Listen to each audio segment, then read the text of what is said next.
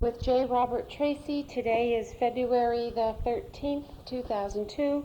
We're sitting at the Morristown Public Library at 1 Miller Road in Morristown, New Jersey. Mr. Tracy, when and where were you born?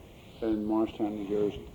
And 1926, August 27th, 1926. And where was your family living at that time? Well, my father was living in Dublin, you know, Little Dublin, down McCullough Avenue, right opposite Catherine Lane. That house right opposite Catherine Lane, little salt box house. And my mother was living on Mill Street. Where were you born in a hospital? Yeah. Which? Dr. Mills's hospital on Maple Avenue. On Maple Avenue. Maple Avenue. Now, and she went there? Was it a house? Tell me.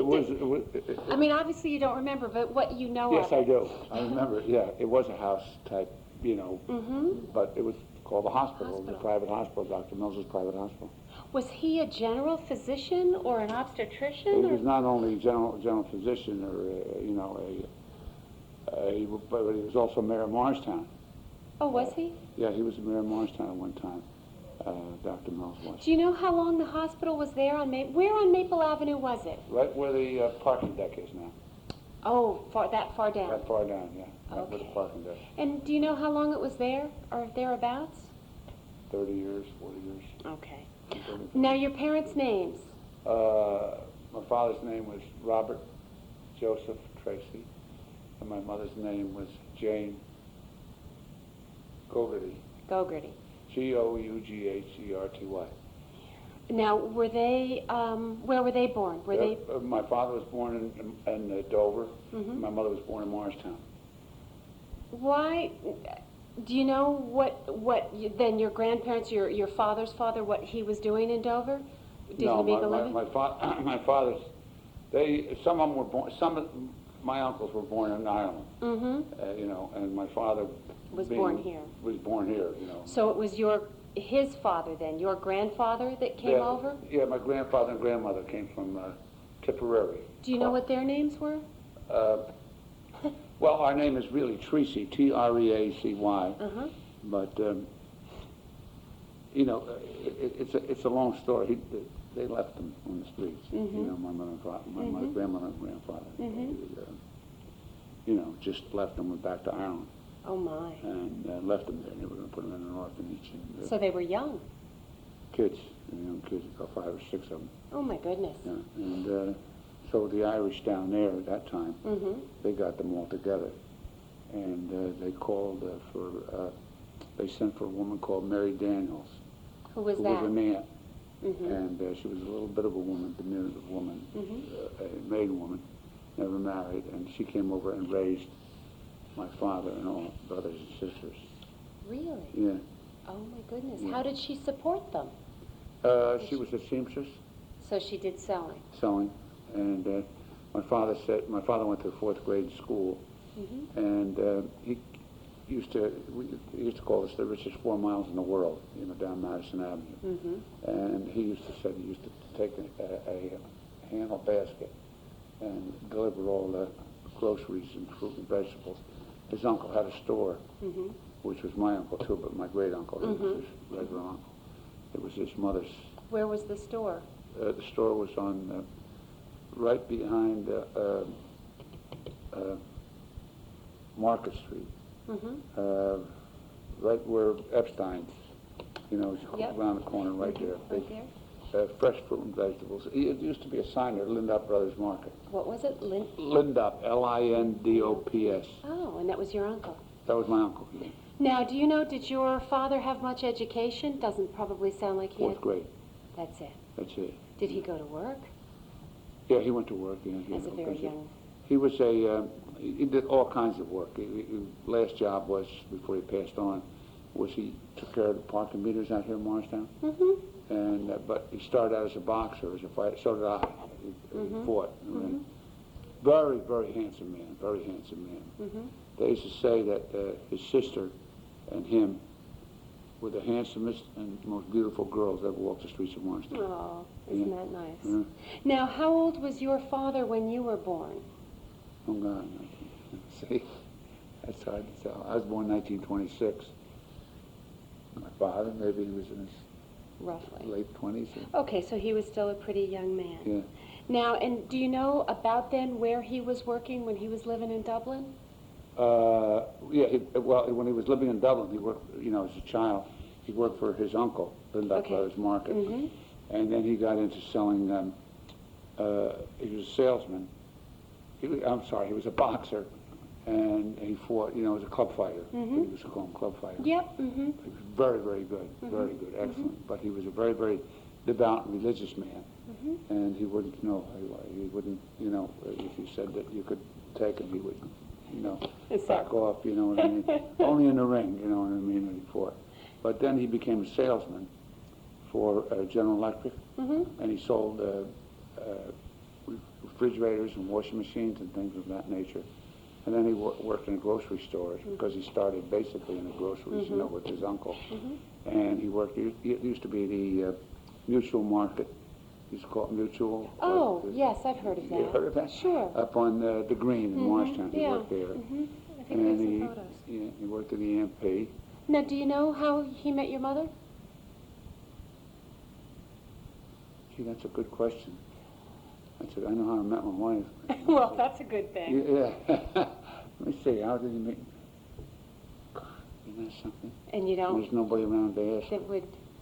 Now, when did he pass? Well, he was 67 when he died of a heart attack. Okay. He died maybe 35 years ago. Okay. And your mother, Jane? She lived to be 90. Oh, my. And she passed away maybe 12 years ago, I would say. Now, did she work at all when you were? Well, they had money. Where it ever went to, nobody knows. But my grandfather was a road builder. And what was his name? That would be Jane's father. Yeah, John Gogarty. Okay. He came from Ireland. They came from County Meath. And my other grandfather came from County Tipperary. And he and Dan Knight, Joan Barbado, the what do you call her father, and can't think of the other person, were competitors. They competed, for bids. And my grandfather used to say to my uncle, he'd say if Dan Knight or can't think of the other one down here.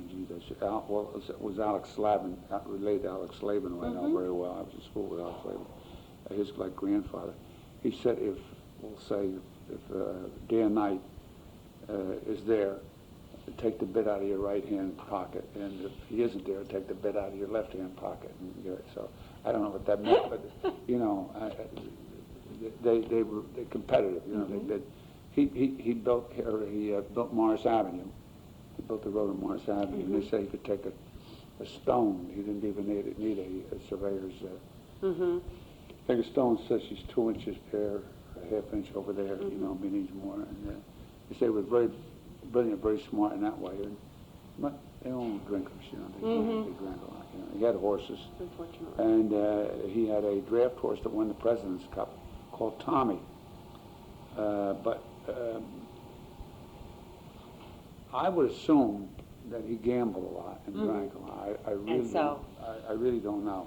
So there wasn't a whole lot of money, despite the fact that he made money. Yeah. Like my grandmother, like my aunt, sold a roller. The roller that rolls the, like a road. If it's a road. Oh, yes. A roller. And she sold like the roller to All Souls Hospital. That's down on, used to be on Mount Campbell Avenue. And she sold it to him for $10 or $25, I forgot which. But, things like that, they had no value. Of what they had. And he used to, couldn't pronounce Italian names, and he gave them numbers.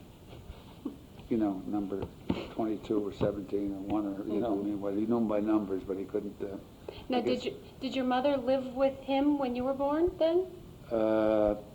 Yeah, he built a house for us on Walker Avenue. And who lived in the house? Built a house for us, my brother and myself and my mom and dad. Okay. And my father couldn't keep up with the mortgage payments, and they foreclosed, the bank foreclosed, and put us out on the street. How old were you? 6. Oh, my. Yeah, and then we had to, go on, we called it relief then. It was called welfare now. We had to go on relief, and, Well, my that was grandfather was dead. That was the- about 1932, because I was born in 20, it had to be about 26, right. 1932, when the market crashed. Yep. And, they put us So right out in during- the street. They moved the furniture and everything right out in the street. Mm-hmm. And my grandmother came up and took us down to Mill Street. So we lived at Mill Street. How, you probably don't have that many memories of it if you were only 6, but do you have any feeling of how your family felt about that? How was that for your mother? That must have been very difficult. There was a person that took the house over. Some of these things are just, my daughter has great memories when she was 2 or 3 or 6 or 7. But I don't have those kind of memories, like Christmases, or I don't remember too much about them. But I know that we were right on a curb. We sat on a curb, and we didn't know where to go or what to do. And my father didn't know what to do. Of course, we just followed whatever they did. And the person that bought the house from him was somebody by the name of Barlow or Burlew. And, I pass it now, and back from me. But he said something to my father. And everybody has an Achilles heel, When it's the last thing he smashed him on, oh, God. What a shot he gave him, I'll never forget that. I went right through the hedges, Whatever he said, I don't know what he said. Well, that but must it have been been something pretty bad, in a very difficult time. Yeah, and then So your family moved in with your grandmother, my grandmother, yeah. which was Jane's mother, Right. on Mill Mill Street, Street. 101 Mill Street. And they had horses and stuff, Okay. But Was there anyone else living there beside your grandmother and your... my aunt, Okay. Meg Overy, and she was a maiden woman. She never got married. And she was a very good person, very good person. She used to take us to the movies, like once every 2 months, I think, we used to go to the movies. Which on movies? Palace Theater Yep. on Spiegel Avenue. And, it was 10 cents, I think, then, to get in, if I'm not mistaken. And, they had Mandrake the Magician, and they had all those cereals, Fu Manchu and all those kind of things. In those days, we went, but it was a big thrill to go, Well, so then your mother and father, your aunt, and so between your aunt, your grandmother, your mother, your father, they managed to support all of you during the Depression? Yeah, the war like my years? aunt worked, and my father worked. And he boxed, too, before, Okay. too. I saw him fight once. Boy, he was good. Did he make any money on that? Nah. Not really. Nothing. Okay.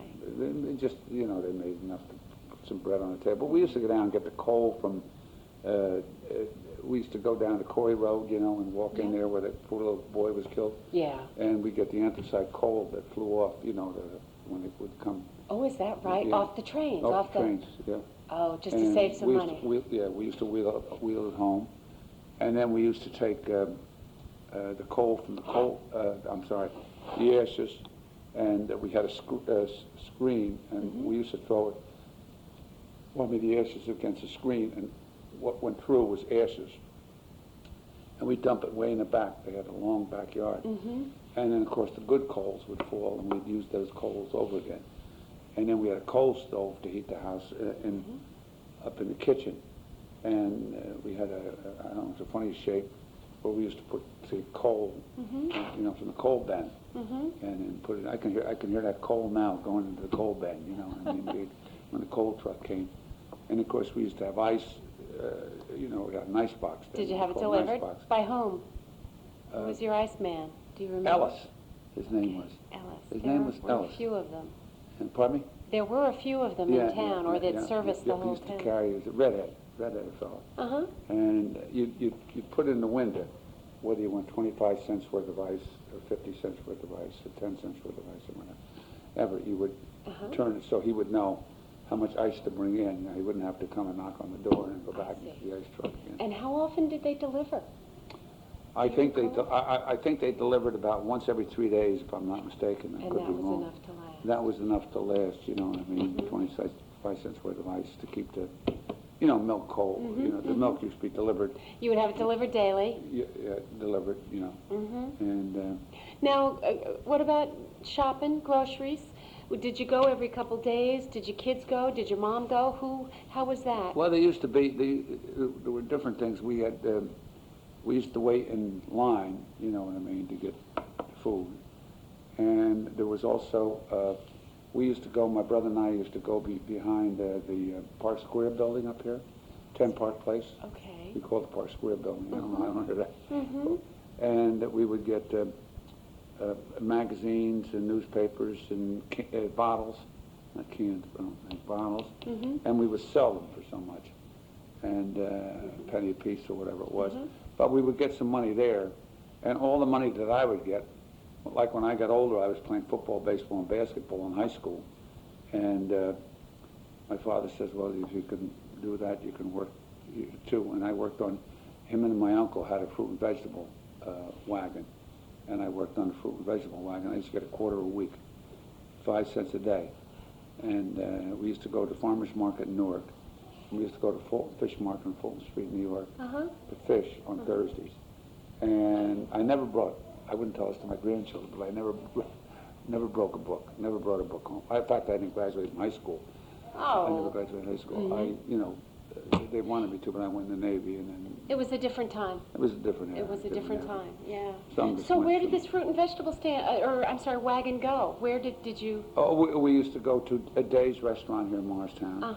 Was one of our customers. And then we had individual customers, like, you know, you and your family. Yep, so you would go to residential neighborhoods residential, also? And, you know, we went to, Guy Gregg owns it now up in Mendham. What do you call that place? Chester. In Chester. We used to call it, they were from Morristown. A restaurant? Well, it was a big restaurant, and we used to go there, and Where the turkey farm is now? Can't remember what the heck they were from Morristown. They're Irish people from Morristown, and they own that restaurant. It's basically the same as it was then. Guy Gregg, the assemblyman, now owns it, or senator, whatever he is, assemblyman, I think. And we used to deliver there, and you know, if you don't keep mentioning these things, you kind of slip out of your mind. Yeah. You know what I mean? When you get older. But you did this job working for your father and your uncle while you were in school.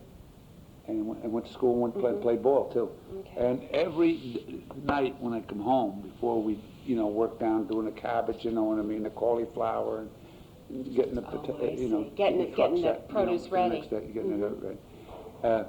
What I do is I stop and I'd have a bottle of Royal Crown Cola. I don't know if they still sell Royal Crown. I don't know if they do. I remember Royal Crown. I do. And anyway, we'd have Royal Crown Cola. I'd have a bottle of Royal Crown Cola. That was your treat. And that was the big treat for the week, you know. And then, like every 2 months, my aunt used to take us to the movies. But I was all county in football, baseball, and Now, basketball. did you grow up then on Mill Street? Is that Grew up in Mill Street, once you but played folks in moved Dublin. there, But we played in Dublin, you know what I mean, down there. you would walk? Walk, oh, Yes. I'm sure you walk. Not like today, school No. buses or cars. Or Not anything. today. Yeah. No, that's Different one era. thing that's changed tremendously. But you would walk across town then, because Mill Street is out. Oh, yeah, that's out right. past You Speedwell. got that I'm right. pointing Yeah, that's somewhere. right. You're Yes. right. You're right. Yeah. We'd walk down there. That was about 2 miles down, 2 miles back. We play in Ledgewood Field. Yep. It was called Lidgerwood. Lidgerwood. And I was on the board of Alderman here in town, like the council during the 50s when I came back after the Korean War. And I sat right next to, or I sat right in the spot. I don't know if it's still there at the table. Well, they got a different setup down here. But Mayor Manahan was the mayor. And I was the youngest. I was like 26 when I was on the board of Alderman. But there was a big plaque dedicated to Jimmy Lidgerwood, where I sat. You know, so I had to look at that for 10 years, you know, or 8 years, 10 years, how long I was on the board of Alderman. And it was right there, Jimmy Lidgerwood. And I always say, oh my God, I played on his. He gave a lot of property to the town of Morristown. And that because, He had a lot of money. and I assume that park was, he had That given park that, was yes. named after him. In fact, when I was cleaning monuments and statues, you know, I cleaned all the monument statues in town. Had it done, raised the money to have it done. There's a big boulder down there with his name on it. you know, the park. We cleaned that too. We put that in. Now, over where you lived on Mill Street, did Yes. your grandmother own the house? Yes. Now, in that neighborhood, were there a lot of second-generation Irish? Was it a Yes. mixed neighborhood, or was it mostly? Mostly Irish. There. Okay. Yeah. That seems to be another area of town where Yeah, where around Irish pocket, lived. yeah, yeah. Now, do you recall? Did people rent? Did people own? Did they move around a lot in your neighborhood? No, they stayed. Mm-hmm. They stayed.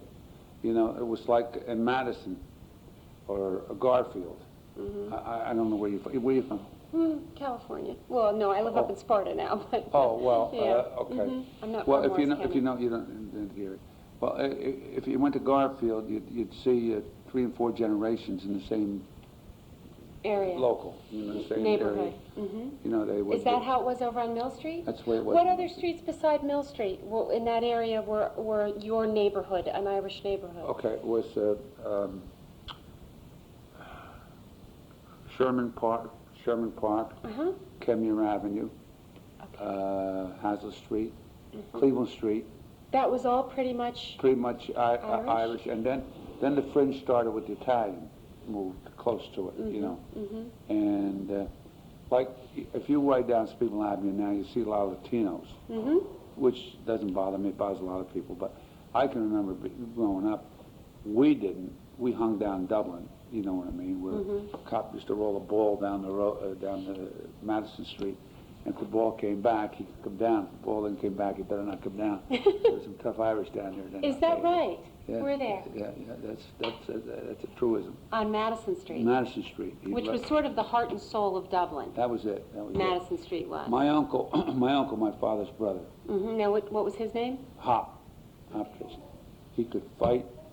He could shoot pool. He could bowl. He could do everything. He could sing. All of them were great singers, great Irish singers. But he worked for the McGoldricks. Oh, yes, They lived down in Dublin, they did. and he worked for the McGoldricks. What and did he do? He was a chauffeur, and he used to drive John McCormick, the great Irish singer. You Yep. know, Mm-hmm. he was an opera singer too. When he came to town? And when he had a girlfriend in Madison Avenue. Mm-hmm. I guess everybody knew that, you know, then, you know, Mhm. block that out. But anyway, they asked Hop to bring him to Dublin because, you know, a lot of them were only over here 5, 10, 15 years. Yeah. And they knew of John McCormick. Mm-hmm. And John McCormick did come. And he stood on the corner of Madison Street and McCullough Avenue and sang the first million-selling record in the United States, I Hear You Calling Me, by John McCormick. Now, was this had to be before you were born, Well, I was obviously. born, oh yeah. Right, Yeah, you know, so before. this is a story in your family. Oh yeah. The story, well, you know, by a lot of people from Dublin. And McCushlet, and I Hear You Calling Me, Mm-hmm. and I forgot one other song he sang. But they were Irish songs, you know. Some of That these are everyone knew. American Irish songs, you know what I mean? They're not the real Irish songs. Mm-hmm.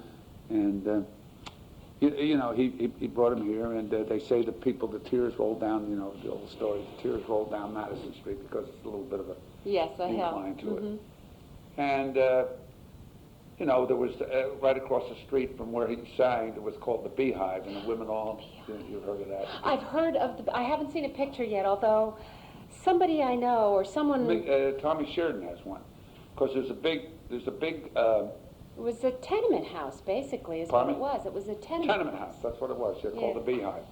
I remember when Manahan used to have meetings on Saturday morning, he used to ask us all the men to come down, you know what I mean, for an hour or two, you know what I mean, in case there were problems in our own ward.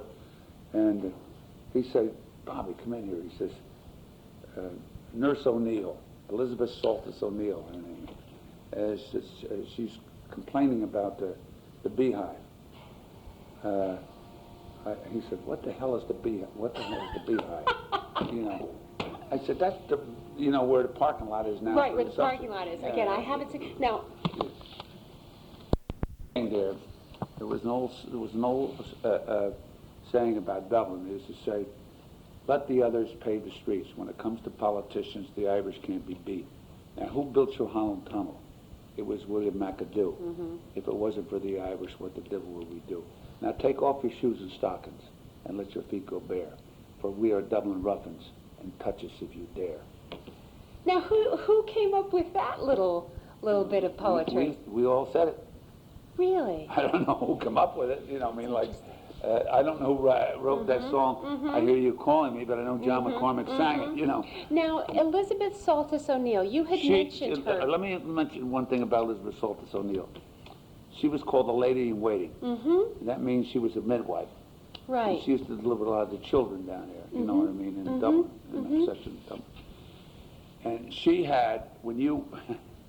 Was this while you were growing up? Oh, yeah. Oh, God, I know her. Sure, I know her well, you know. But anyway, maiden woman, never got married. And I don't know where she got Elizabeth Saltis O'Neill from, Elizabeth, but that was it. But Mickey Doyle used to say, you know how you write in the book when you go to the wakes? Yeah. He said she had, and I've seen it, she had the most beautiful penmanship he's ever seen in his life, Elizabeth Saltis O'Neill. And she lived in Dublin? She lived in the Beehive. In the Beehive. In the Beehive. She'd come up and problems at the Beehive, you know what I mean, up to the mayor, you know. He didn't know what the hell a Beehive was at first, you know, because he wasn't from around here at first. Do you know when she passed away? Roughly?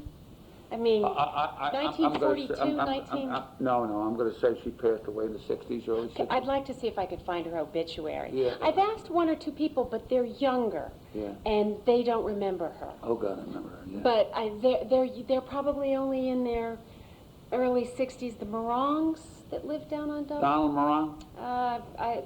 They had 5 daughters. M-O-R-O-N-G. M-O-R. He's Wait. got a bad leg? Yes. Yeah, actually, but, and what was her maiden name? Oh, shoot. No, my memory. Oh, Ayers. Ayers, yes, the Ayers Yes, girls. yeah, Ayers. I've talked to the Ayers girls. They do not remember Elizabeth Well, she's Saltis younger. O'Neill.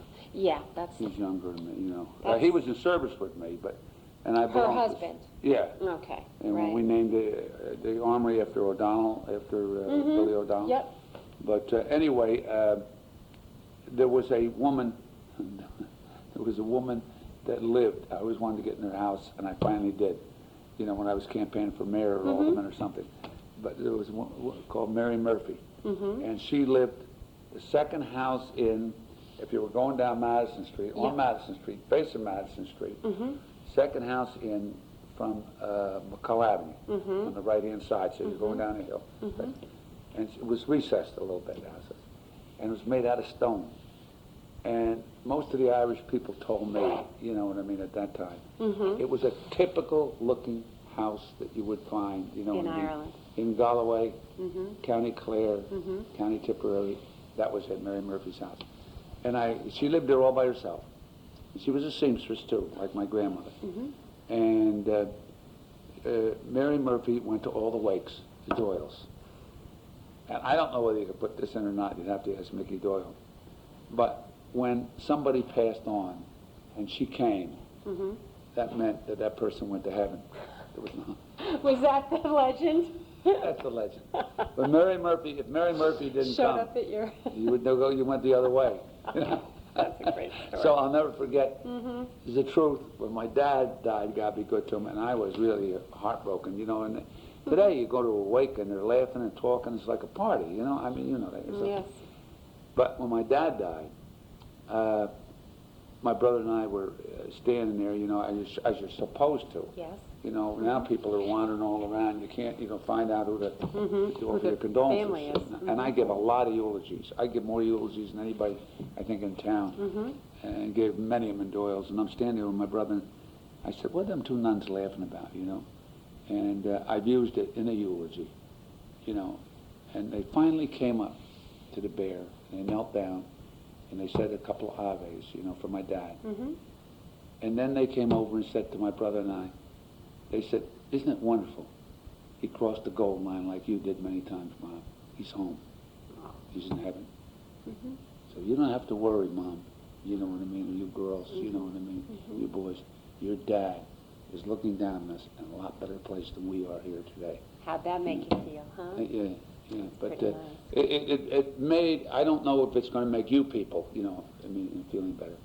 But it certainly did my brother and I, because we knew my dad was home safe. But we weren't. Now, was the wake at Doyle's? The wake, he buried them all. Well, he used to bury my grandmother and aunt.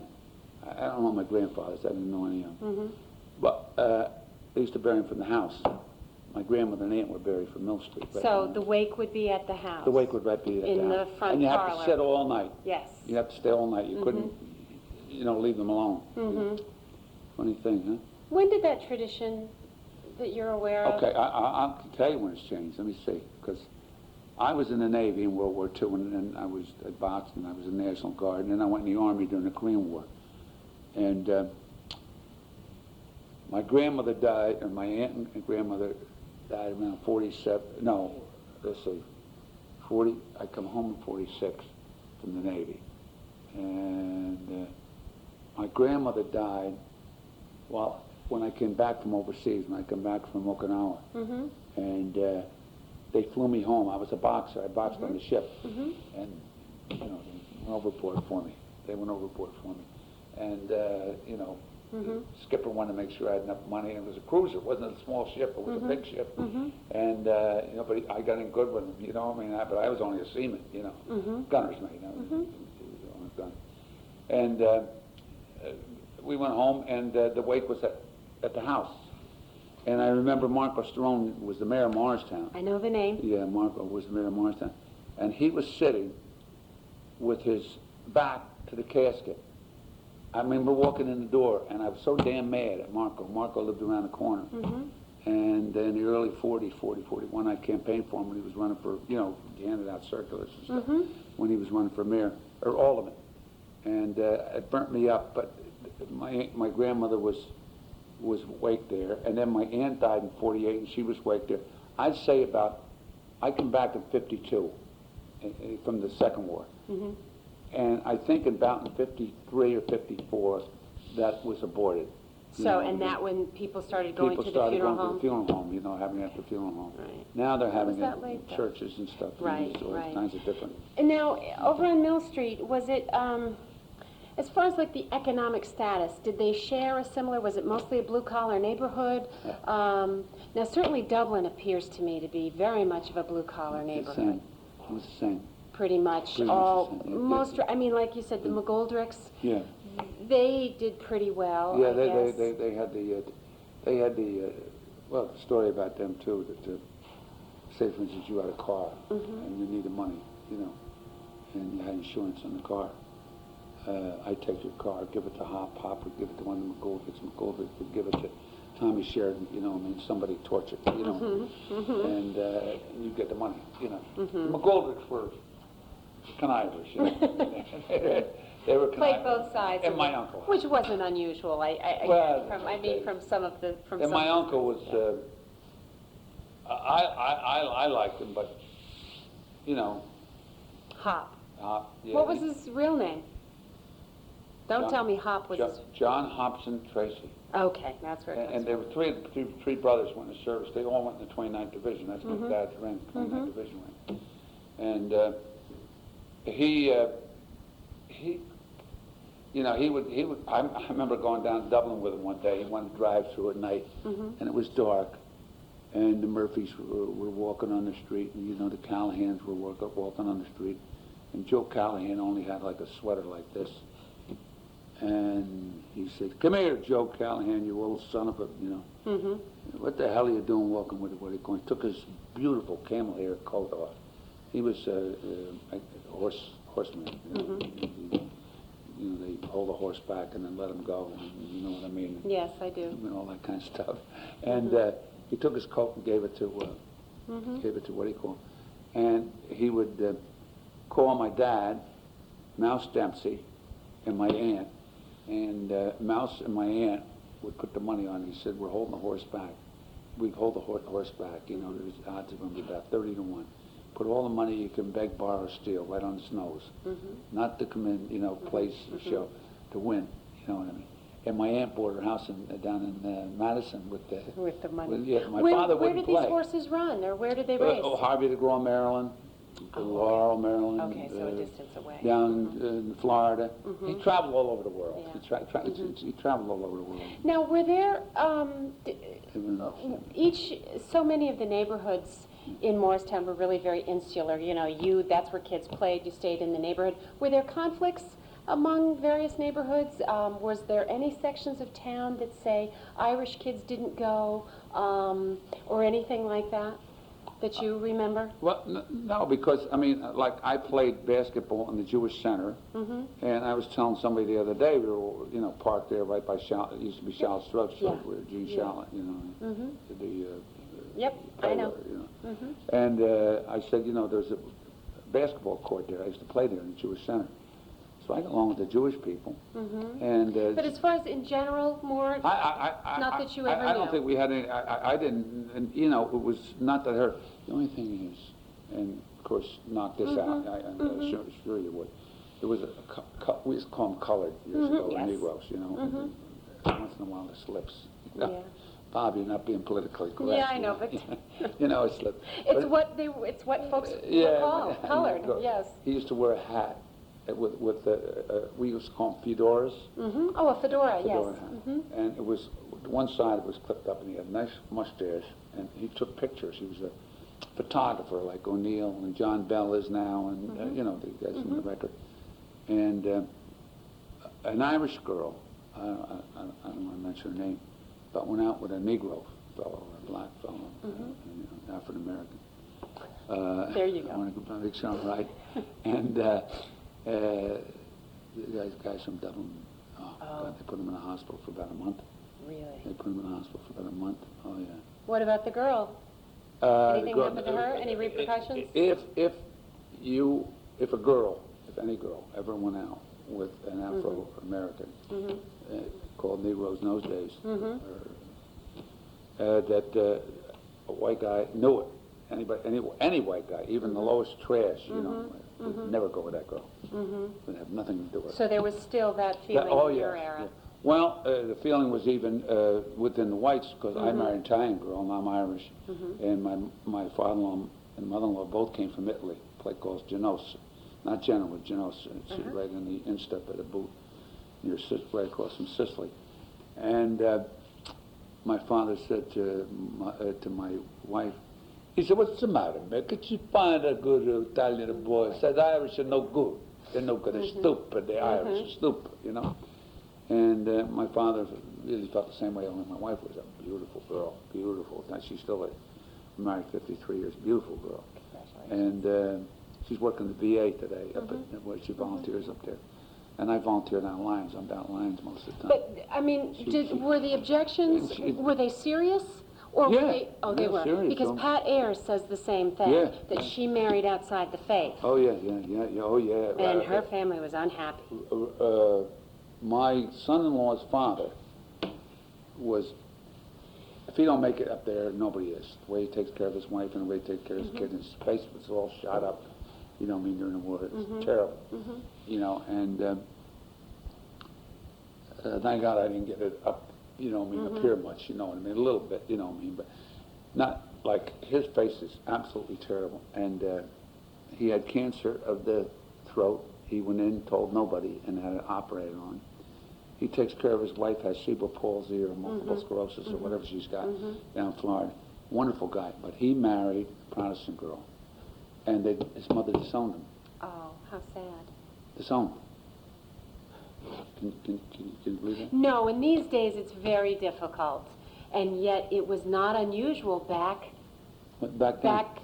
30, well, probably, you know, 40 years ago. It wasn't that unusual. And again, I've heard that from other. You know, they were called, names were called, you know what I mean?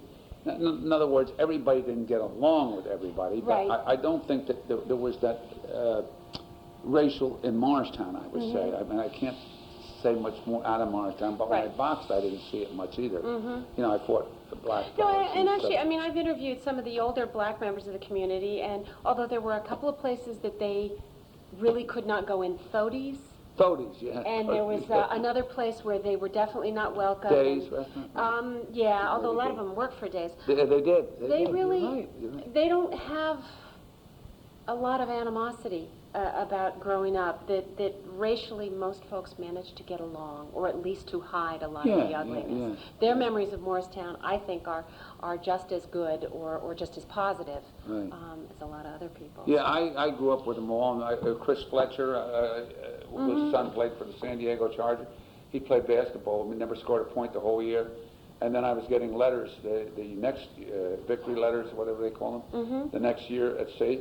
And he was scoring 14, 16 points a game, and he made all county. And I was thrilled. And I see him yet, and we had a picture taken, our 55th reunion, you know. We've got the whole starting five, you know, starting five basketball team, 55. Now, where did you go to school? Well, I mean, which elementary, where? Went to St. Margaret's. Okay, you went to, is that where you worshipped? St. Margaret's? Yeah, I do, still do. Over 60 years as an usher there. Did they have an elementary school? I'm sorry. Did St. Margaret's have a grammar school? Grammar school was. Okay, and that's where you went. Yeah. And is that where most of the Irish kids went? Yeah.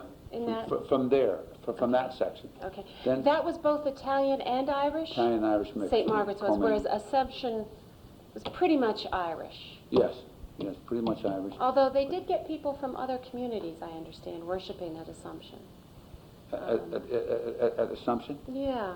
Well, the Assumption was mostly Irish, you know what I mean. Thought. They were Irish. It was built by a priest by the name of Father Sheeran. Father Sheeran, Yeah, yes. his what do you call it, his monument. One of the things that I haven't been able to find out yet is exactly when did it become known in the community as Dublin, that neighborhood. I know the church was built approximately 1848, and I know by about 1860 there are references in town records to Dublin. Yeah. But from about 1845 to 1860, I don't know when it, and if you look at some of the very early maps, a lot of Irish names, almost from the start.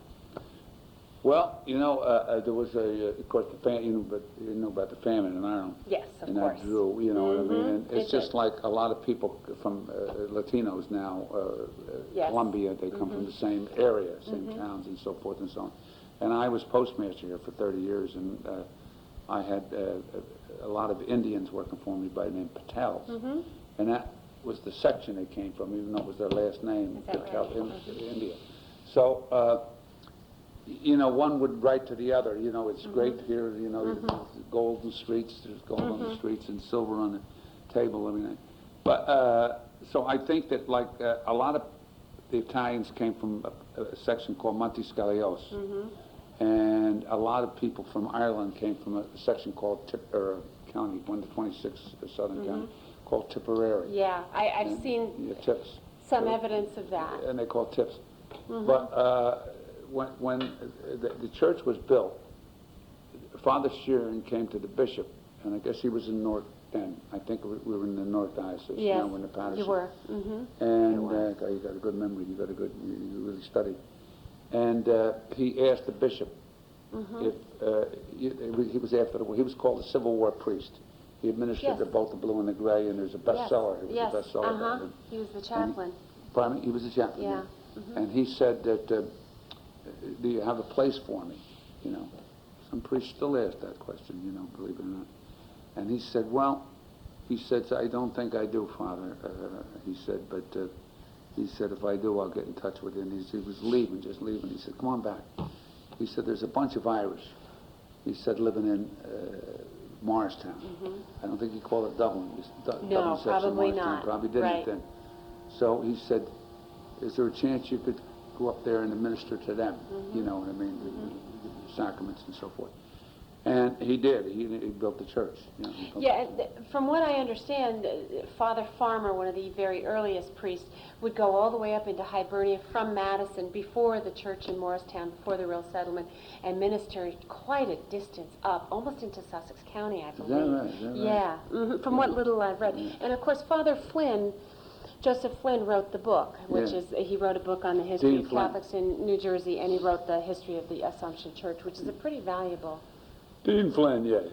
which Yeah, our I've heard book it. was recently stolen, by the way. from Monsignor our- Ellard and Yes. And, Assumption had a very literate, I think their priests were smart.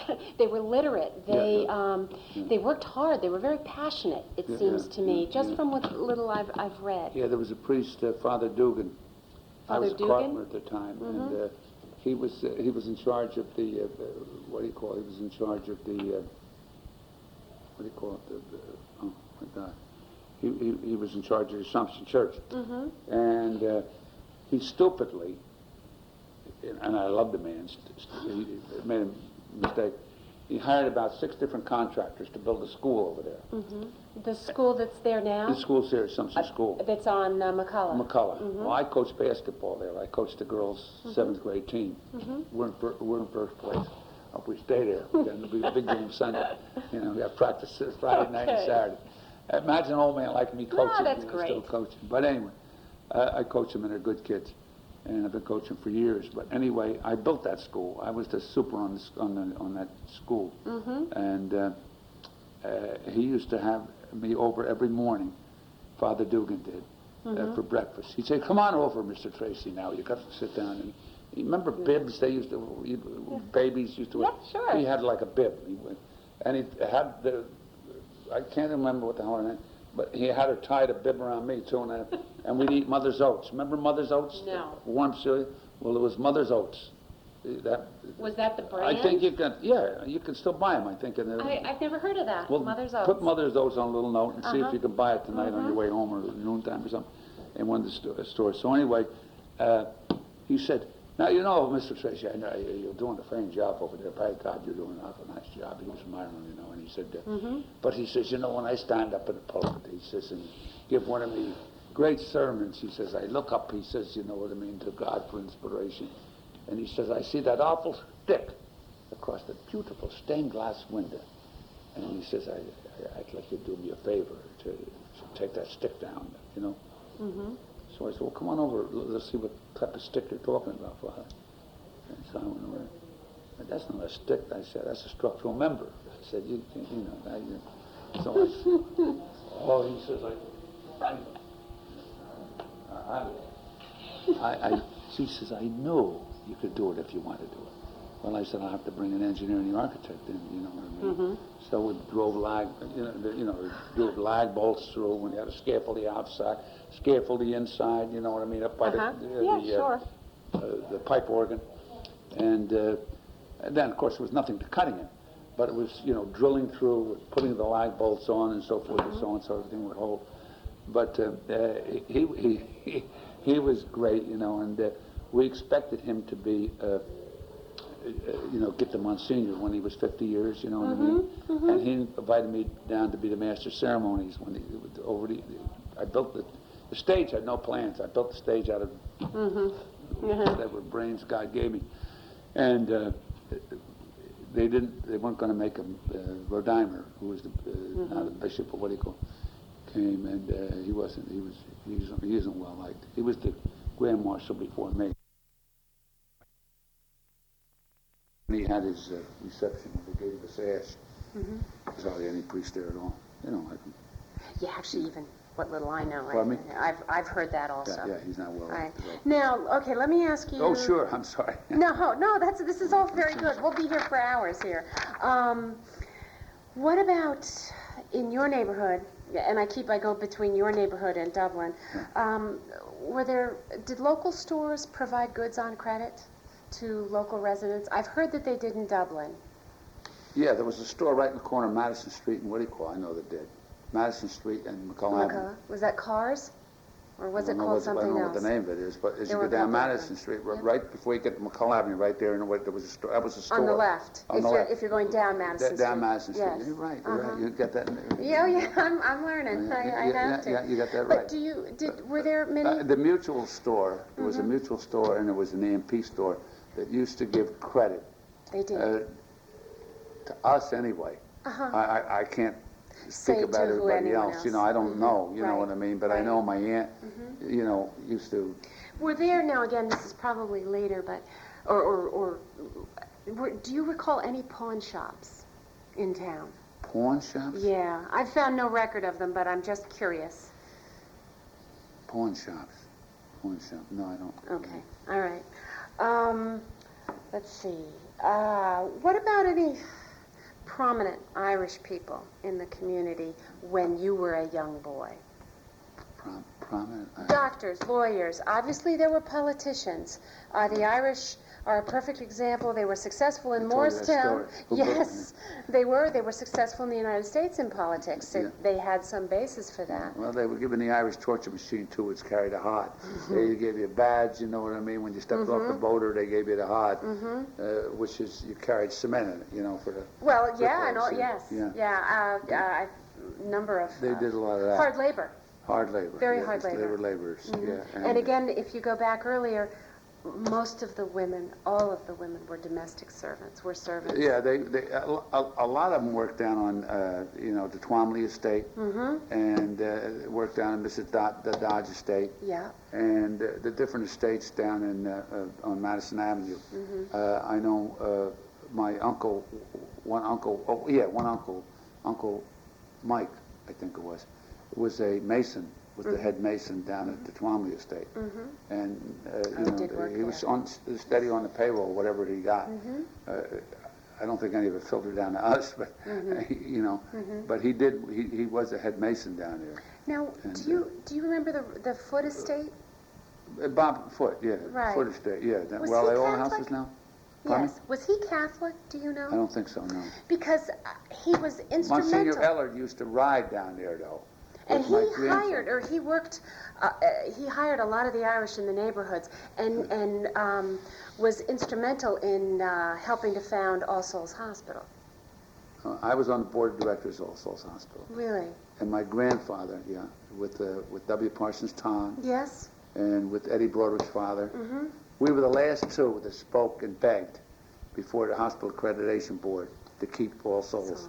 I was chairman of the debt reduction fund drive. That was $250,000 I raised for to keep it, you know. All Souls was afloat. actually here before Memorial Hospital by Oh yeah, a couple years. Yeah. just a few. And I built that parking lot across the street in 1965. Built that nights, days, weekends. I was a postmaster at the time, but I had been in the construction business, so I knew I knew a little bit about construction. And anyway. The story. This is a true story because it's right in our family. Monsignor Ellard used to go riding on Bob Foote's estate, which was now Loyola House. Right. And he had a beautiful white horse, beautiful white steed. And my grandfather rode with him, and they used to ride, I think, on Saturday morning or Saturday before confessions. The way we do confessions. This was Jane's father, that when you say your grandfather. Yes. Right. You got a awful good memory, awful easy to talk to. But anyway, as they drove, Monsignor Ellard said to John, my grandfather, he said, "John, well, how much would it cost?" He said to build a cul-de-sac road around All Souls Hospital. A cul-de-sac, you know how it goes, Yes. you know, in and out river. And so my grandfather tortured me. He says around 50,000, I think. Job. He said, I was just wondering. He said, he always went to a certain mass. My grandfather did. He paid seat money too in those days. I want to ask you about that. Yeah. And it was seat money. My Uncle Mike did it for 100 years, I guess, you know, since he came off the boat. And my father did it after him, and then Monsignor Sheeran gave him the hook and said, "Come on, you belong up." In those days, you had to Explain this to me. Pardon? How this worked. Seat money. Seat money, you gave it, there was a little, kind of a what do you call it, you push. You put money like it was in a jar, like. And it was 10 cents. It was, when I remember, it was 10 cents. You put 10 cents in, and then... Circulation colon 2, circulation colon 2. Is this in the church? Huh? Where was this located? This was in a vestibule, just as you came in. And then they'd push the, what do you call it, and it would get down in there. Yeah. And it would count, you know, I mean, how many people was in. I didn't know And then that. the ushers used to count to see If everyone... if everybody paid their seat money, you know, before they took up the collection. And the priests used to take it up themselves, and you'd follow behind them in a basket, you know, and then they dumped the money, you know what I mean? They go down 5 or 6 rows or whatever it was, you know what I mean? And, So you didn't rent a pew, but you put this money, you put this money into and did everyone call it seat money? seat money. This was at St. It's called seat Margaret's, money. and I'll bet it was probably... Assumption. At Assumption. Assumption, yeah, Seat more than the Assumption was seat money. Oh yeah, you paid And seat money. I'm sorry, did you say that there was sort of, it was known, you put in a dime or, Everybody knew it was 10 cents. They had 10 cents like. and did seat money, everyone 10 have to cents. pay this? Everybody Each paid. family or each? Yeah, yeah. Every family that and they had a little what he calls just about this size. But the you size know, of the with tape your name recorder. on it. And that was your pew. That was your okay. pew. That was the Okay. pew you sat in. You know what I mean? Was it a little plaque or? It was like this. It was turned on an angle. And right up on the pew? Right in the back of the pew. As you see. went in this pew, you see your name. You know. See, I didn't realize, I thought only Protestants did this. I grew up in the Catholic Church, but I didn't know that Catholics had to do Yeah. this also, obviously before my time. Well, that's churches. I can't tell you about all churches. You know, I've been No, to all but I've churches. heard this from other people, and I Assumption, yeah, it's didn't true. realize this, It's at a truism. Assumption, yeah. But anyway, No. he's riding with Monsignor. And Monsignor, next day, he goes to this mass, you know. And then he used to always have, you see, the priests in those days, you remember, they couldn't eat before they Right. served, You had to fast mass, before and then they mass. could eat, you know. So he had a certain mass. He was the boss, Monsignor Relic, so he could eat early, you know. So he'd always have my grandfather, like Father Dugan had me, you know, when I go to work. I had breakfast with him every morning, you know. But I'd have to get the heck out of here. My men would be coming to work, you know, and I'd have to build it. I worked for Fred J. Brotherton. He was another Irishman. And, of course, he wanted you on the job early, in which I was. So I used to tell Father Dugan, I said, I got to get out of here. I can't. Get to work. Right. So anyway, build your church, you build your school for you. So anyway, he said the next day at the sermon, this was Saturday when he asked him the question. He said, parishioners of the Church of the Assumption, and he says, and those that have used the facilities, and I don't think there's anybody sitting in this church now that hasn't used, when they needed the facilities of All Souls Hospital. A wonderful apparition came to me. He said, it was like God speaking to me, he said, from the church. He says, you know, I ride down at Bob Foote's pond. He's an awful good man. He says, you know, my little exercise, he says. And John Gogarty always rides with me. I think my grandfather started sleeping. And he said, John Gogarty, one of the great parishioners of this parish, and of course he was living up Mill Street then, you know. And he said, has offered to build the cul-de-sac as a gift to everybody here in the Assumption Parish of the Blessed Virgin Mary and All Souls Hospital. Wasn't that a grand thing that happened? And so my grandfather went to eat breakfast with him the next morning, and he said, he looked up, he said, John, you know, to my grandfather, he said, John, he says, I bet you think I had an awful lot of nerve. Well, he said, I'll tell you, Monsignor, I never met a Catholic priest that didn't. You know, he said to, So did he build it? Oh, God. Oh, yeah, he did. He did. Built it. And I built the parking lot for him. That's- And it was, you know, with John Gitti and Eddie Broderick and, you know, people of that nature that were on the board. John Landy Sandpit, and Ray Manahan, and... You know, I was looking for the original annual reports from All Souls because they had them. I mean, Memorial has them. We have them here at the library going back to the 1800s, whenever it was. They're gone. No one seems to know. The only ones I've left to try, who were the nuns that ran All Souls? Sister. What order was that? Oh, the Sisters of Charity down here at St. Anne's Villa. It was? It was Yeah. the sisters. Those are the only ones left that I can think of who Well, may have somehow gathered up records. I'll tell you what you do is you just call St. Anne's Villa and say that you're from... Now, regarding the seat money, what about, were there families who could not pay?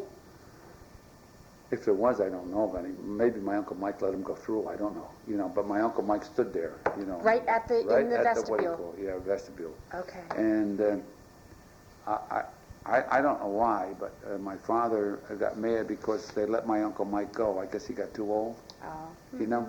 And he got mad. He went to the priest and he raised hell about it. Did he? Yeah, because he was there like... Forever. Since he came from Islander. You know, since he was a young man. Now, do you, were there any saloons or pubs in town, in Dublin, in your area, that you recall? Yeah, well, there was Farrell's Cafe on Washington Street. Min Farrell ran that. Haven. And there was Terry Dempsey's on Washington Street. There was, these were all where Irish went. And these were legitimate business restaurants, or bars, I should say, taverns that were legal. So, you know, I used to go to Farrell's, you know, and I used to drink years ago. I mean, I haven't drank for 40 years, but I Good for did you. my share of drinking. You know.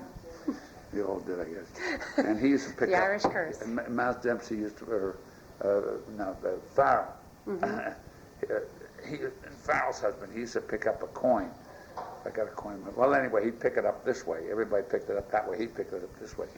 So I'd come in from, you know, working hard, out in the heat, you know, as a carpenter. And I'd say, hey, Irishman, geez, I bought 5 or 6 drinks, you know what I mean? But he used to say, I can't afford it. I can't afford it. But there was another place on Schuyler Place, right? The building is still there. It was called Gus Bowers's. Bowers? Bowers, Gus Bowers. But he had some Irish in him, I know that. But the name don't sound Irish. No, it doesn't. Holy jeez, I'm telling you, all the Irish went there. They Really? didn't go to Min Farrell's, they went to Gus Bowers's. And Farrell's was on Washington? Farrell's was on Washington, and almost directly, if you're on Washington Street, Farrell's Cafe was right about here. And it wasn't directly across from Schuyler Place. So it was just, you I had to see. go down Yeah, a I little know bit. the area. And then Gus Bowers's was right here. And Gus Bowers used to have, they'd block off the street, Schuyler Place, used to have the Fat Man's Race. And they used to go after bullfrogs, you know, at night, the whole crew with them. And his brother was Chief Bowers, and he was chief of police. Oh, okay, yes, Gene Bowers. Gene Bowers. He was chief of police when I was on the board also. And I was chairman of the police committee, so Gene and I worked very close together. Very sharp. He used to walk around town all dressed up in his badge. I heard he used to walk in town on Sundays. Oh, yes. Is that right? All dressed up? All dressed up. Yeah. So, anyway, you know, so one of them asked, Japanese come in and asked one of the police officers there, an old Irishman, he said to him, where's the men's room around here? He said, well, you found Pearl Harbor, didn't you? You ought to be able to find the men's room, you know. I mean, you know, they were right, and then he'd say, he'd sit, Chief Bowers would sit. People used to go to Mount Freedom, Jewish. That was a Jewish community years ago, and it was like Atlantic City, or you know, I mean, all the Jews, the rich Jews. In fact, I was a lifeguard for Walter Winchell's mother. Oh yeah. Walter Winchell Sure. said, "Good evening, Mr. and Mrs. North America, and all the ships at sea." No, there's good news tonight. Yes. But anyway, I got a quarter an hour just to stay with, I forgot, maybe from here to that wall, from when she went into Sunrise Lake. Out. Yes, yeah, we on have photographs, 24th. postcards of Sunrise. 24, yeah. But anyway. Was there any? Do you remember any illegal activity as far as? Well, obviously Prohibition was over, so you wouldn't remember that. But Well, they found a lot of underground stuff when they dug on Spreeville Avenue for Headquarters Plaza. Did they? Oh yeah, I got bottles from it and everything. I've heard stories that there was prostitution from who was one of the gentlemen I interviewed a couple of years back, that they numbers running. They would get girls from Pennsylvania, bring them in. Well, Mouse Dempsey was a numbers man, and a lot of the Italians. There was Mouse Dempsey. There was Muzzrich.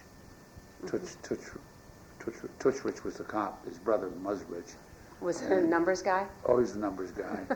And Was Terrari. this throughout town? Oh, Terrari? Terrari. I know that name He also. was, in fact, the relatives owned the Colonial Bar. Yes. Would these be neighborhood sort of endeavors, or would they go outside their neighborhood? Would Dublin have their numbers guy? Well, that was Mouse Dempsey. Okay. Mouse Dempsey was the Irishman there. Mouse? Mouse.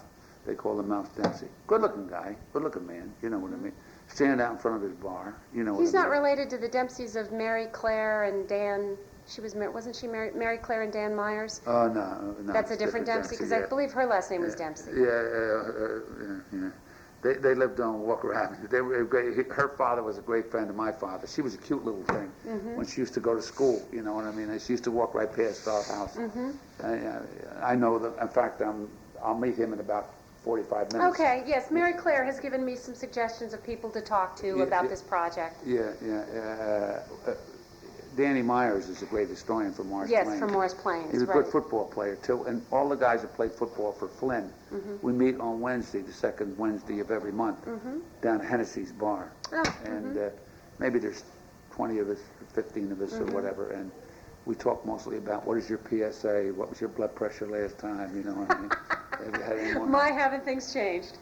You know, somebody asked me the other day how many touchdowns I scored. I said, geez, I forgot. I can't remember. You know? Now, where did you go to high school? Morristown. Morristown High School. What year did you leave? 1943. What year were you in high school when you left? 45. Well, I would have graduated in 45. you would have graduated. So why'd you leave? To join the Navy. To join the Navy. And tell me, what year was that? 1943. 43. Okay. And you joined the Navy. Joined the Navy. Which was not unusual. A lot of... Yeah, it wasn't, you know, anything, what do you call it? It was just one of them things. And my father... And obviously, it seems to me, one of the questions that I like to ask is, what kind of activity... You said you hung out in Dublin. What kind of activities? It sounds like sports were huge. Sports were the big thing. You know, I never... What ambition I had, nothing. When I started to get a little older, the only thing I wanted to be was a mason, laying brick. I used to love, and I still do today. Isn't that terrible? Love to watch somebody lay brick, even though I was, you know, I ran for freeholder. I was going to run for Congress, you know, and they'd always put down educated in Morristown schools. You know what I mean? They'd get around it, you know. That's as far as you had to go. Yeah, how far as you had to go. Now, did you like Morristown High, or you said you never really picked up a book, so you weren't really a scholar? No. You had to be there? No, I had to be there. You know, you had to go. My father told me I had to go. And you love sports? And, you know, today we're raising a generation of all brains and no brawn. I don't know who's going to build our buildings and our you know, sell us our wares and so forth and so on. Because all of my grandchildren, Christ, are all in Dartmouth, Harvard, Boston College, St. John's, Middlebury. Yeah, but nobody knows how to, you know, fix a toilet they couldn't do anything like that. Oh my God, no. And they all got money, travel around the world. They've all been places I never even heard of. You know what I mean? And I've been around the world a little bit, but I'm sorry, guys. Did you go to kindergarten? And if you did, where? Do you remember? I went to kindergarten before I went to St. Margaret's. It was in the. Do you know where Portofino's is in Morristown? Yeah. It used to be a storefront right there, and there was that was kindergarten. Now I don't know, the Morris School District leased it. I don't know. I'm not sure. I think there were a lot of private kindergartens. Yeah, that was town. a little kindergarten there, and I went there. And then after it became Vion's Market, and Vion is Mariah Carey's stepfather. Oh yeah. Yeah. A small world. Now, at St. Margaret's, or when you went to school at St. Margaret's School, was it all Catholic? All Catholic. So as opposed to today where there are plenty of non-Catholic kids going to Catholic school, whereas back then... They recruit them at Dublin. Well, it's very true. Now, I think over at... Don't quote me on that. over at Assumption, that was certainly the case, and even when it was Bailey behind, it was all Catholics. Yeah, it was all Catholic. And again, your parish was mixed with Italian and Irish? My parents, not my parents. No, but your church, St. Margaret's. My church was, Well, Frank Sherbo, the prosecutor, said Monsignor Sheeran came into St. Margaret's, and he took corned beef and cabbage in one hand, spaghetti and meatballs in the other, put them together and made a parish. That's probably about right. And now I understand there are Hispanics at St. Margaret's. Is that right? It's unreal. There's no meshing together, though. Oh, really? No. Oh, that's a shame. I don't like the priest either. Don't like them at all. Don't like them at all. Not at all. Oh, that's too bad. No use for them. Because you need to bring in new people, but you need to have respect for the traditions. It's not that. I mean, an usher, I don't know who the head usher is, you know. He never has a meeting. He never tells us what to do. When an usher dies or an usher, we used to say the rosary, you know, we'd go and say the rosary. He doesn't tell us a mass card, you know what I mean? Nothing. You know what I mean? And he just said to me one day when my wife said, I think there's enough of this between you and him. And she said, I'd like to have a meeting with him, but it didn't work out. Oh, and that's he too said, bad. he said, the only thing he said I'm concerned about, he said, is your wife and you don't receive the sacraments together. And I said, she goes to Assumption. That's where she grew up. You know, she grew up in that area. You know, that section of Italians. You know. Where'd they live? They lived over, she lived on, well, it's called Martin Luther King, Evergreen Avenue. Evergreen Avenue. Evergreen Okay, Avenue, yeah. Evergreen Avenue. Recess So, right behind the store. Italians from Evergreen would go to Assumption? Yeah, walk there. Oh, I didn't realize There's that. no cars or anything. You know. Right, but they when would I got walk. married, I walked to church, and we had one car in the family, and we left that to my wife's people, or my wife, so she could, you know, get there. Your wife's name? Did I ask you that? Mary Eileen Loretto, And you have how many children? 4 Okay. girls. Okay. Do you remember a police organization in town that was called, I've heard it called different things, Mickey Doyle remembered Yeah. it, Jim, the like Junior Legion of Honor, Oh, wait a minute. something like that. No. It And was- each cop, each Cop, yeah, had would have a Messlers neighborhood? and- Yep, Messlers and Stillwell unit. Stillwell, yes. Yeah, Ellie Stillwell, and What was it called? Do you remember the name? That was, I think, was that during the time of that was the Gene Bauer? forerunner of the PAL, Police Athletic Okay. League, but it was called, it was when I was growing up, when I was grown, you know what I mean? Mickey Doyle might have, you know, but Mickey Doyle's very bad shape, his heart. Yeah, he's really, I don't think I'm going to get an interview with him. I've tried to get a hold of him and I've had no luck. Talk like this, loves to talk about the old days and knows the old days better than anybody. I really would love to, even if he's not feeling Well, well, he's got a 50-50 chance of making it. They brought a doctor in from Turkey. He went in last week to Columbia Presbyterian. Really? And who was sitting right next to him but Rodney Frelinghuysen's father, Peter H.B. Frelinghuysen, former congressman. And, he, you know, it was just a coincidence. But anyway, to make a long story short, the doctor said to him, and I see him just about every day, Mickey. Hennessy, in fact, where we go to lunch today. That's his cousin. And he has 2 valves. And Dr. Grant Parr, who's the great physician here, great heart specialist here in Morristown, is afraid to do it. He said it's just too, you know. So he has a chance of dying on the table, having a stroke, having a heart attack, or having a life better than he ever had before. But he can hardly walk. And he was a great athlete, a great athlete. Paul Dugan summed it up very nicely. He said, 2 nicer brothers never walked the streets of Morristown, and Mickey and Larry Doyle. Now, he lost, one of his brothers was killed in the Killed war. Eddie, yeah, Bud Doyle. Buddy, it's called Buddy. Okay. Ed Doyle, yeah, he was killed in the Battle of the Mention it to him if he ever, you know, wants to. You know what? I should send you with a tape recorder. Yeah, he would. We used to sit so much. And Did you know he's a Monsignor over at Denville, Jim Murray, Yes. great catcher. He caught and Father Sullivan pitched. I did an interview with him, and he remembered everyone's nickname. Yeah, oh yeah, down there, yeah. Yeah, Cup of Tea Phillips, and yeah. he mentioned Cup of Tea. No, that one I didn't hear. Cup of Tea Phillips. Cup of Tea Phillips. No. God Almighty, I gave them all to Joan Barbado, which is Jim Hennessy's I know Mickey Joan. Doyle's cousin. The cousin. She can give you a lot too. Yes, and actually, what I wanted to do was sit down with Joan Yeah. and Mickey at the same and Mr. Doyle at the same time. Yeah, but Mickey. they all went over to Ireland last time I talked to Joan. Was Yeah, that they in did. November? They went to, Hennessy's had a trip over there. Yeah. I think, and yeah, that's right.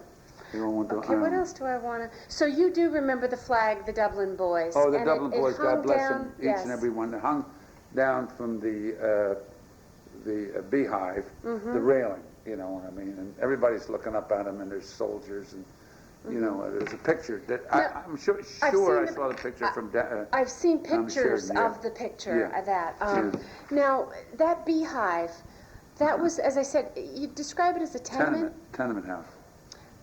Did Irish tenement. did people move in? What it was 3? Was it 3 stories? 3 or 4. And it had, I think, what, 3 Little, or... like pigeonholes. Yeah, that's like a beehive. Way beehive, yeah, that's the way to describe it. But they didn't move in or out much. They didn't. Now, try and think back, a long ways back. some of the Irish names that you remember in that neighborhood. Well, there was Mary Murphy. Mm-hmm. There was Jeremiah Murphy. There was John Murphy now. Mr. Murphy that I see over at the Dubliner? Yeah. Yeah. I saw him last night. How's he doing? We would take, we tried. He used to come up all the time to the house because he loved my wife's apple pie. Mm-hmm. I could set my clock by him when he used to come to from Morristown Electric to the post office. Mm-hmm. He was like a courier. Mm-hmm. And Mickey Doyle said to him, of course, Mickey Doyle, his mother died. He took care of his mother. He was a good... That's what everyone says, that he was a saint as far as taking care of his mother. He was a saint even before that, and he married this... He was married for a short time, right? Married late short in time. life? She died, late in life. Mm-hmm. And every time he sees me, I miss Kathleen so much. She says, I miss her so much. And... He's a sweet man. Christ, he's the nicest guy. He recited a few poems last night. The ones that he's written himself? Yeah, midnight, Christmas Eve in heaven. It's only in the mind. A guy named Joe Dugan, who lived in Dublin. The policeman, Gert Dugan's brother. Yeah. Okay. Mm-hmm. Well, Paul Dugan worked for me, the brother. Oh, Paul Dugan is the one that's Gert's brother. Gert Dugan's brother. I've interviewed Gert. You interviewed Gert? Yes, Gert's been here for 100 years. She's, We used to go down and stay with Paul every night till he died. Mm-hmm. Every night. Not all night or anything, but we used to go down every night to visit. And Teddy Denman used to come, and his wife just died of cancer. And it took all the courage he could to muster to go down there. But he's the most decorated man in World War II. Now, Teddy Denman has a lot to do with the Irish now. He lives up in Shenandoah Place, I think is the name of the street. Ted Denman, he could give you... Did he grow up in Morristown? Oh, yeah. Denman, as in Denman Trucking or whatever? No. D-E-N-M-A-N? D-E-N-M-A-N. Okay. And where is he? He's up in Shenandoah Place. Where's that? It's up near up in the Morristown? other side of Mill Street. Okay. Way up the top there. Does he live at home? Yeah. 538-2178, I think it is. 538-2178? 78, I think his number, telephone number is that. I call him enough. And he was involved in horse. He's the most decorated man to come out of World War II from Morristown. But he'll Where be did very he humble live growing up? He grew up in Oliphant Place? Right around the corner from Hennessy's. And in fact, I picked his mother off the floor when she died. He called me down to come down. Picked her up and put her on the bed. That was over by where Margareta McCormick? Who? Did you know Margareta McCormick? She's quite elderly, and she lived over near Oliphant Place. McCormick? Yeah, Margareta. She was a single woman. Jim Hennessy knows her. But she wasn't very forthcoming. She didn't really tell me much. No, huh? Okay, she's a single woman. But who lived there over was two people in Morristown, which one didn't have any legs. Her name was Mame Cody, Mother Cody they called her. Mm-hmm.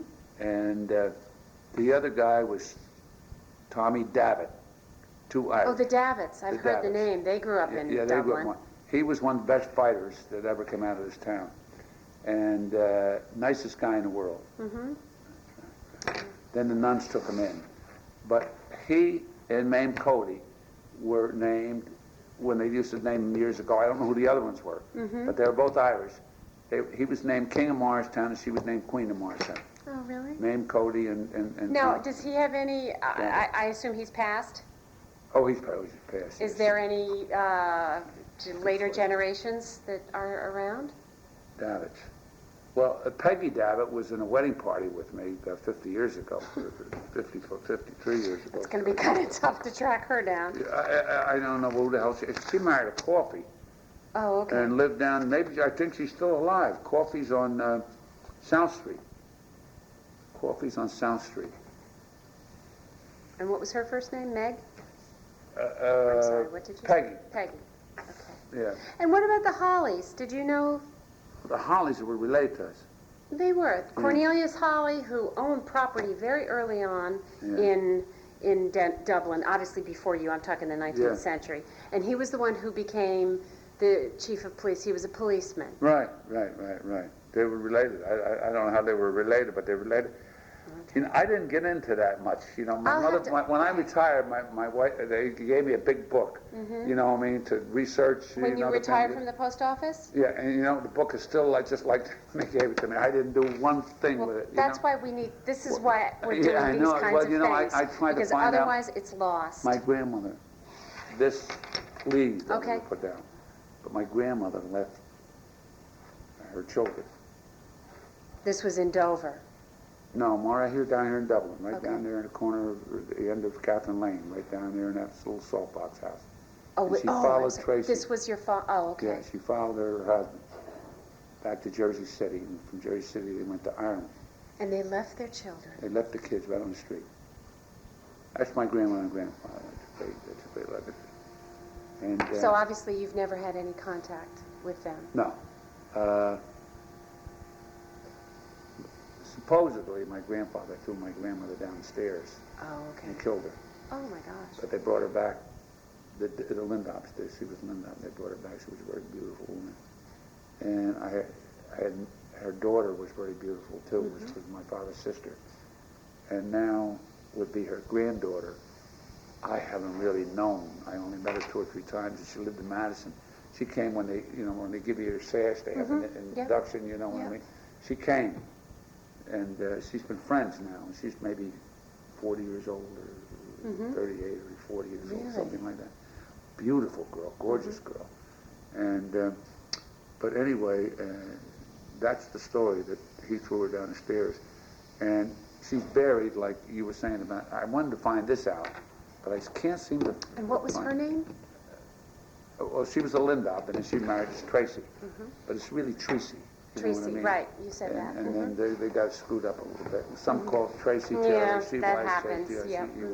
You can see the 3 boys' names up in the library as you come in from Miller. Yep, you with look the- up there, the yeah. 3 Tracy boys that went in service. My Uncle Hop was only 16. I had him beat by a year. And supposedly he did this in Dublin? No, they say it was done in Jersey City.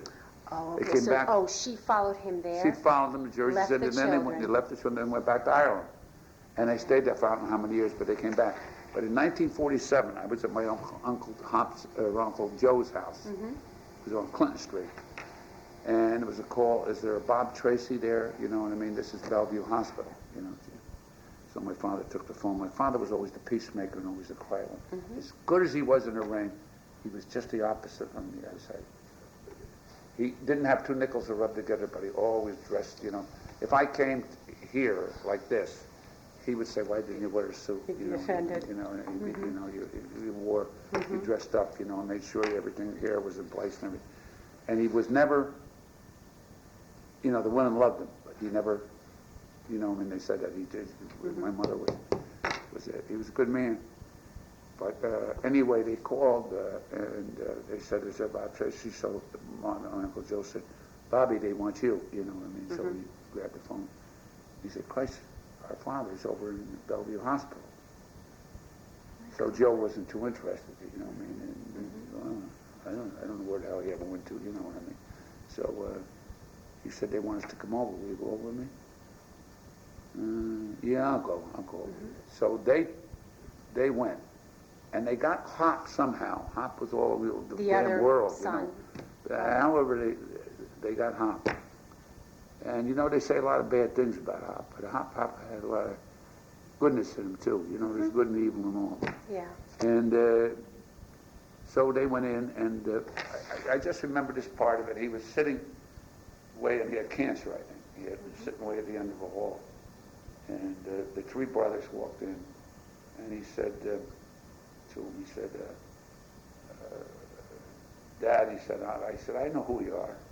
He said, "You're Bobby, you're Hop, and you're Joe." And when was the last time they'd seen him? He didn't see them since they were little kids. He knew who each one of them was. And my father kind of, you know, Joe or Hop, and so he kind of cleared his throat a little bit. And he said, "Dad," he said, "did you marry again?" And he said to him, he says, "I don't ask your business, don't ask me mine." You know. And so anyway, I don't know if they ever went in again, but I know when he died, Hop took him. Hop took him. Hop was good to him. And it took him. And Hop was racing in Texas or someplace, California, and came back. I don't know if he was married to this woman, but she was a stand-in for Marino O'Hara. You know, he was a good-looking son of a gun. He had good-looking women. So And, where was they your were in New York. grandfather buried then? Well, here's what happened. He called my father. My father was always the one. And he said, Bobby, he says, Dad died. He said, can we bury him in Holyrood? You know, he remembered Holyrood. He wasn't in Morristown that much, he was a kid. And he said, geez, I better ask May, which was the matriarch of the family, the sister. She was kind of like... Oh, the one you said who took the kids in, right? No, she was the oldest girl. She was the oldest. And she kind of like worked with the aunt, you know? He said, well, I'll have to ask her. He went down. I went with him. I never forget that. And he said, could we bury Dad alongside of Mom, you know? And he said, let me tell you something, Bobby. If you ever try to do that, she said, I'll sue you, you know what I mean? And you'll never do it. He said, well, what are we going to do? She said, throw him in the East River. So I don't know what the hell. So the mother is buried there in Yeah, but I don't know Holyrood. where she's buried. I was trying to They find can find out for you. I've talked to those people over there. They're very nice. I know they are. I went to the Assumption, and I sat with the black man. You know, Oh, yes, Mr. Yes. I can't think of Mr. his Yes, name. I know who you mean. You know, I mean, awful nice man. Very nice man. And he looked, Remember his name? you know, and I had about within 10 years, you know. I mean, of that. And you weren't able to? And we went 20 years. We couldn't find. Then I went to Mickey's. Doyle, she was buried from Doyle. Yeah, because they often have the records. No, huh? Couldn't find it. Couldn't even record of it. Because I wanted to Couldn't find a put a record of it. stone to show that she lived. And, Yeah. you know, even though she did leave the kids, you know what I mean. Who's the woman I spoke with over at Holyrood? Because I was looking for an individual. That's the Loma girl. Very nice. Offered to Yeah, give me a tour. She's a sweetheart. When it's warmer, I'm going to go over and because I've never been to Holyrood. I want to take a she's a peek. sweetheart. She's Yeah. a sweetheart. But I don't know where my grandfather. My grandfather. I don't know. Yeah. Certainly don't know where he's buried. But your grandmother's supposed to be. And again, tell She's me her buried name. there. What was? Well, her name would be. I don't have that. Her Do I name have would that? be Helena Tracy. Helena Tracy. I guess it's Helene. I think. Have we covered just about everything? I know you have other places to go. You think? We could probably easily spend another 2 hours here. Yeah. I mean, I can see that because there are some other. Well, why don't we stop for today? sure. Well, that's fine. You know.